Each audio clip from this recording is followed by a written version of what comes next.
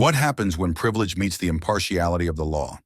Discover how a young socialite is confronted by a ruthless magistrate in a lesson of humility that will change her life forever. The courtroom was full that morning, resonating with soft murmurs as people took their seats. It was an ordinary day at the court of Ventura County, but there was something that made this day different.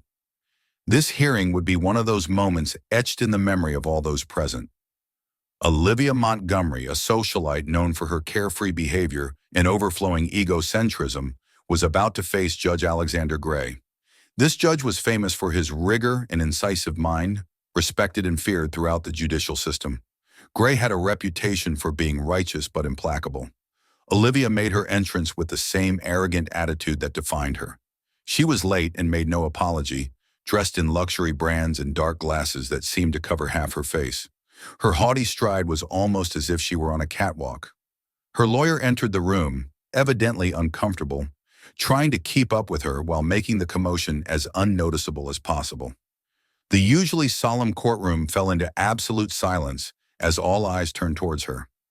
Olivia stopped in the middle of the aisle, completely oblivious to the others. With a dismissive gesture, she indicated to her lawyer to step aside so she could place her expensive handbag on the bench. She exuded an aura of superiority as she removed her glasses with an exaggerated movement, looking around as if everything happening there was beneath her status. Judge Gray entered the room shortly afterward, immediately altering the atmosphere. The whispers died down, and the room was filled with deep respect. In his early 50s, Gray was an imposing figure, tall, firm, and sporting a serenity that exuded power. His penetrating gaze briefly scanned the room before he took his seat. "Courtroom, rise," he ordered the bailiff. Olivia hesitated, clearly irritated, before rising with a sigh of disdain. Her face clearly displayed the discomfort of being there, as if she were questioning the reason for her presence. Judge Gray showed no emotion. He simply adjusted his glasses, opened the file in front of him, and began the hearing. Olivia's case was not complicated. Several parking fines aggravated by an incident in which her reckless driving almost caused an accident with a passerby. What seemed to be a routine hearing was about to become much more revealing due to Olivia's defiant attitude. As Judge Gray began to read out the charges, Olivia changed her posture. She sat back in her chair with her arms crossed, and a slight movement of the eyes clearly showed her lack of interest and disrespect. However, instead of reacting immediately, Judge Gray remained calm and unwavering. His tone was controlled, his words calculated, almost as if he were waiting patiently for her to decide whether to maintain her position. The tension in the room began to intensify, and even the most veteran members sat up straight, sensing that something important was about to happen. However, Olivia, completely oblivious to the whirlwind she had unleashed, had no intention of giving in. She shifted restlessly in her seat, making clear her growing disdain with every word the judge uttered. She began to hit the table with her perfectly manicured nails, hard enough for those closest to her to notice. Her lawyer leaned over to her, whispering something with urgency, but Olivia dismissed it with a contemptuous gesture. The courtroom, which was already charged with tension, seemed to hold its breath when Judge Gray asked her to sign her identity. Olivia barely looked up. "Yes, it is me," she replied in a tone loaded with total indifference. A collective whisper swept through the room. Judge Gray's expression remained impassive, although his eyes lingered for a moment longer than usual on Olivia. "Miss Montgomery," he began in a firm but calm voice, "in this court, we follow certain principles of respect. I want you to adjust your attitude accordingly." Olivia smiled mockingly, as if the judge's words were simply a bad joke. She leaned back in her chair, playing with a lock of her blonde hair between her fingers. "Of course, Your Honor," she replied, loading her voice with sarcasm. The room was filled with soft snorts. The court reporter paused before continuing with the note-taking. Even Olivia's lawyer covered his face with his hands, clearly embarrassed, but Judge Gray remained unwavering.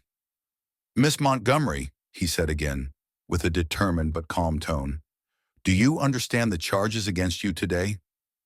Olivia looked again at the blank space, letting out an audible sigh. "Sincerely, they're not just a couple of parking fines. And what, someone got scared because I accelerated a little? This is a complete waste of time." The room fell into absolute silence. All eyes turned to Judge Gray, who calmly closed the case before him. He took off his glasses and left them carefully on the table. For a moment, it seemed as if time had stopped. "Miss Montgomery," he said slowly, his voice calm but charged with unmistakable weight, "I would advise you to choose your words carefully from now on." The seriousness in his tone made even the most disinterested attendees sit up more attentively. However, Olivia, completely oblivious to the magnitude of the moment, simply shrugged her shoulders. "And what is the truth?" she replied, leaning forward. "This time, it's not like I've hurt anyone. This is all absurd." What Olivia could not understand was that her words were no longer being ignored. The silence of Judge Gray spoke for itself, and the courtroom was about to witness a response that would be etched in everyone's memory. Judge Gray settled back in his chair, his incisive gaze fixed on Olivia. The courtroom fell into absolute silence, the weight of the moment enveloping everyone present. Even Olivia's lawyer, who had been nervously leafing through papers, stopped doing so and looked at the judge, waiting. "Do you think this is absurd, Miss Montgomery?" asked Judge Gray in a calm tone, almost like an informal chat. He did not raise his voice, but the authority he conveyed in every word was unmistakable. Olivia let out a laugh full of disdain. "Yes, I believe so. I mean, come on, it's not like I've committed a serious crime." "Serious? This is excessive." She made a gesture with her hand, as if dismissing an insignificant concern. Judge Gray nodded slowly, crossing his hands on the bench. "I understand," he replied, his tone calm, increasing the tension in the room and causing those present to lean forward in their seats. "Let me clarify something for you, Miss Montgomery," he continued. "The charges you face not only involve reckless driving, but also endangering the life of a pedestrian.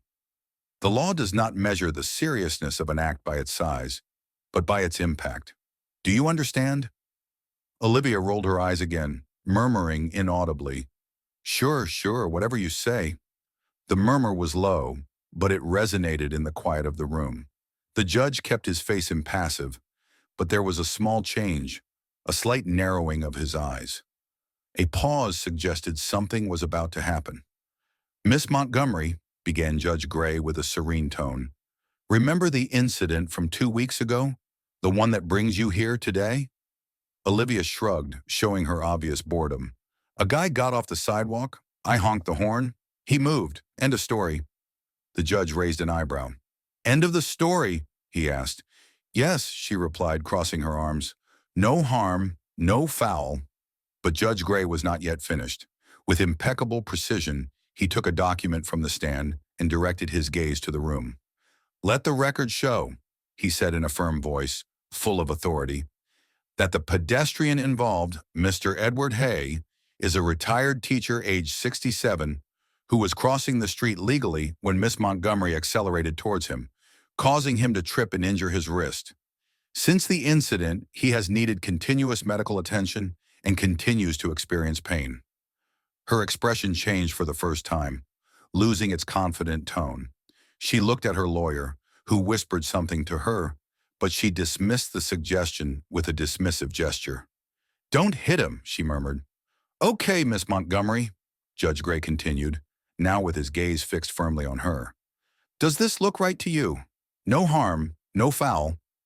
Before Olivia could respond, the judge's next move made it clear that her actions would no longer go unnoticed, and that the consequences were much greater than she had imagined. Gray maintained his penetrating gaze while his voice remained firm and measured. "Miss Montgomery, your perspective on this matter is worrying, not because of the charges you face, but because of your refusal to recognize the seriousness of your actions." Olivia leaned back in her chair, trying to appear indifferent, although the growing tension in the room was evident. "Look, I already said that I didn't hit him. People are so dramatic these days." That comment made some of those present breathe in surprise. Judge Gray tapped the desk with his pen, pausing before speaking again. "Dramatic?" she repeated with the same calm tone. "He would like to hear from Mr. Lopez in person? Miss Montgomery, because he is here today in this room." The air grew thick with anticipation.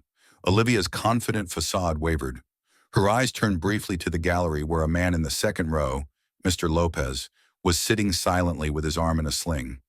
His face, marked by the years, did not show anger, only a kind of quiet disappointment that seemed to cut deeper than any harsh words.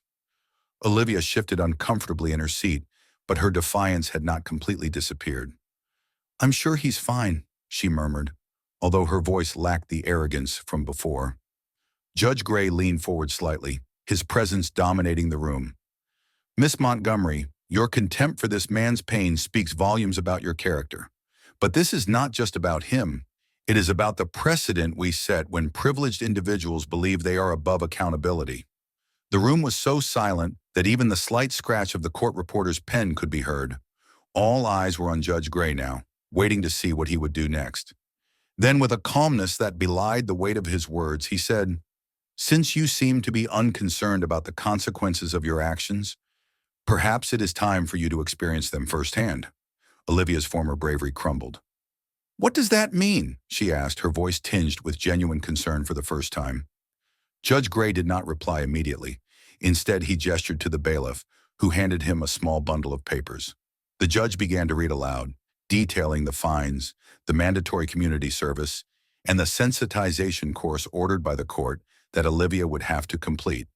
But it was not the sanctions themselves that caused the greatest impact, but the way he presented them, interweaving a powerful message about privilege, empathy, and responsibility that comes with living in a shared society. However, what really shook Olivia and the entire courtroom was the final and unexpected decision that Judge Gray announced, one that would make her confrontation with reality inevitable. Judge Gray left the papers on the table, his gaze firm and unperturbed. The weight of his next words seemed to fill the room before they were uttered. "Miss Montgomery, you may begin. I have reviewed the details of this case extensively. Given the gravity of your actions and your blatant lack of responsibility, I am going to pass a sentence that I believe will not only address the legal violations, but also provide you with a much-needed perspective." Olivia straightened her posture.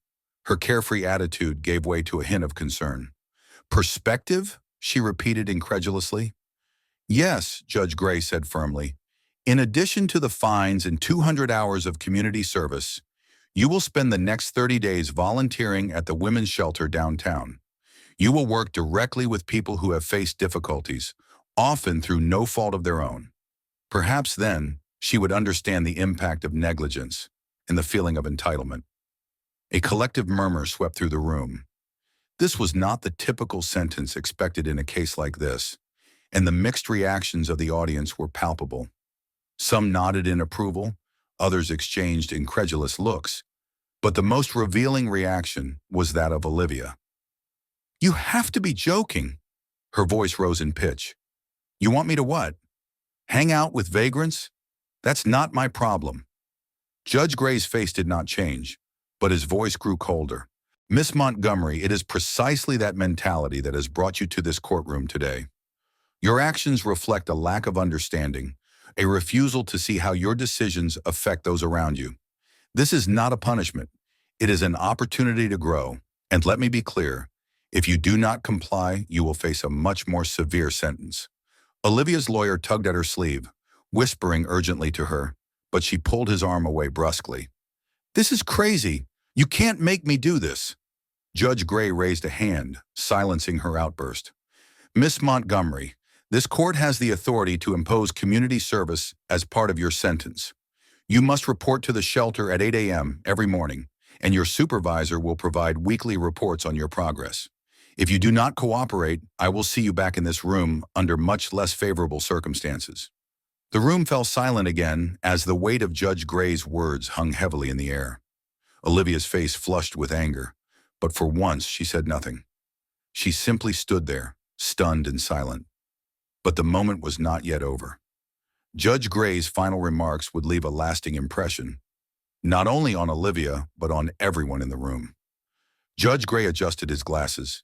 His calm demeanor remained intact despite the visible defiance of Olivia. He let the silence prolong itself for a moment, making sure that his next words had all the impact necessary. "Miss Montgomery," he began, "this court does not exist to humiliate or belittle. It exists to defend justice, and when it is to teach, her privilege has protected her from the consequences for too long. That has cost her the ability to empathize. This is not about punishment. It is about helping her regain her humanity. The court held its breath. Olivia, clearly uncomfortable, glanced at the gallery, her defiant attitude weakening even further. She opened her mouth as if to speak, but seemed to think it better of it. "Mr. Lopez," Judge Gray said, now in a softer, almost conversational voice. "How do you feel towards her?" Olivia shook her head. Her eyes turned towards Mr. Lopez, who was still sitting in the gallery. His expression was the same, quiet disappointment that seemed to cut deeper than any harsh words. He said nothing. Judge Gray continued, "I don't want you to suffer. I just want you to understand. Because if you don't, you will continue to hurt people, and one day it could be something that I can't undo." The words fell like a hammer. Olivia's face turned pale, her usual composure crumbling. For the first time, her defiance gave way to something else. Discomfort, perhaps even guilt. Judge Gray didn't give himself away. "Mr. Lopez, a man you almost hurt, has chosen grace over anger. He could have demanded harsher penalties, but he asked for something different. An opportunity for you to learn. That is what this sentence represents." Olivia shifted uncomfortably in her chair. Her confidence was eroding. "You will report on Monday morning to the women's shelter in the center," Judge Gray continued. "There, you will meet women who have faced challenges you can't begin to imagine. Some have lost everything. Others are rebuilding their lives from scratch. You will hear their stories, and in doing so, I hope you will begin to understand the value of humility and responsibility."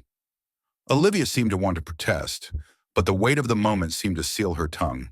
Her lawyer put a hand on her arm, indicating silence. But even as the judge's words began to sink in, the real transformation would only begin when Olivia faced the realities that awaited her outside the bubble of her privilege. The gavel came down with a sharp blow, signaling the end of the hearing. "This court is adjourned," announced Judge Gray, his voice firm as he rose from his seat and left the room. The tension in the room seemed to linger like a storm that had just passed but left its mark. Olivia remained seated, her face a mixture of disbelief and indignation.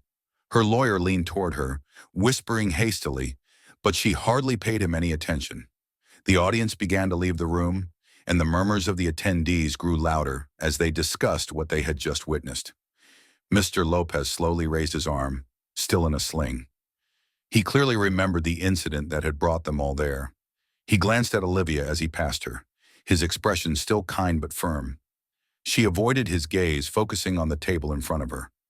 Outside the courthouse, reporters had already gathered, anxious to capture the repercussions of the dramatic trial. Olivia's name, already a headline for her socialite antics, was now linked to a moment of courtroom drama that had captivated everyone present. As the cameras flashed, Olivia left, flanked by her lawyer, who was shielding her from the barrage of questions. "Miss Montgomery, do you have any comment on today's sentence?" asked a reporter. "Do you think the sentence was fair? What are your thoughts on Judge Gray's decision?" For a moment, Olivia's usual arrogance reappeared. "Without comment," she snapped, making her way through the crowd and getting into the waiting car. But inside, the facade began to crack. When the doors closed and the noise of the reporters faded, her shoulders sagged. For the first time, it seemed that reality was beginning to prevail. That night, the story became the headline in the media. Fragments of the trial, including Judge Gray's powerful words, went viral, sparking widespread debate. Social networks were flooded with opinions, some praising the judge's decision, others criticizing Olivia's behavior. But the most shocking comment came from Mr. Lopez, who gave a brief statement outside the courtroom. "I don't want her to fail," he said. "I just hope she learns, because when we stop learning, we stop growing, and it's then that we truly lose." The simplicity of his words struck a chord, resonating far beyond the courtroom. For Olivia, however, the lesson was just beginning. Monday was approaching, and with it came a world far removed from her designer handbags and privileged lifestyle. But what Olivia would soon discover was that real change does not come from being instructed, but from seeing, doing, and feeling the weight of another person's reality. On Monday, she arrived to an unusual chill, for Olivia, both in the air and in her chest. She stood in front of the women's shelter, her large sunglasses concealing the hesitation in her eyes. The building was modest, bustling with activity as volunteers and staff hurried about. For the first time in a long time, Olivia felt out of place. As she entered, the warm murmur of voices and the clatter of kitchen utensils greeted her. A staff member, a woman in her 40s with a firm but friendly demeanor, approached her. "You must be Olivia," she said in a friendly but firm tone. "Welcome. Let's get started." The hours passed slowly at first. Olivia was assigned to help prepare meals, serve food, and clean up afterward. She didn't talk much, keeping her head down, stripped of her usual braggadocio. But as the day progressed, she began to notice things she hadn't before. The gratitude in the smiles of the shelter's guests, the camaraderie among the staff, and the resilience in the stories she heard. Over lunch, a woman, a single mother of 3, shared her struggles with Olivia. Her voice was firm, but her words carried the weight of years of difficulty. "You think you have everything figured out," she said, meeting Olivia's gaze. "But life has a way of teaching you what really matters." That night, Olivia would reflect on those words as the lesson truly began to sink in. Here's the grammar check version of your text. As Olivia drove back home, her thoughts were unusually quiet. The faces of the people she had met remained in her mind, along with Judge Gray's words. For the first time, she began to wonder if there was more to life than the world she had built for herself. A world of privilege, isolation, and superficiality. Over the next week, Olivia's compulsory service continued. Day by day, the walls she had built around herself began to crack. She listened more, spoke less, and little by little, almost imperceptibly, began to change. When her sentence ended, Olivia once again appeared before Judge Gray, this time as a calmer and more introspective version of herself. "Thank you," she said firmly, "for not giving up on me." Judge Gray nodded, his face softening. As she left the courtroom, the sun shone brightly on her. She carried with her a small but powerful hope, an opportunity to rebuild not only her life, but also her perspective. And so, Olivia's journey became a reminder to all that change is possible, but it requires humility, courage, and the will to confront one's own flaws. What will you do today to open your heart and mind to the lessons life has to teach? If this story moved you, share your thoughts in the comments and subscribe for more stories that inspire reflection and growth.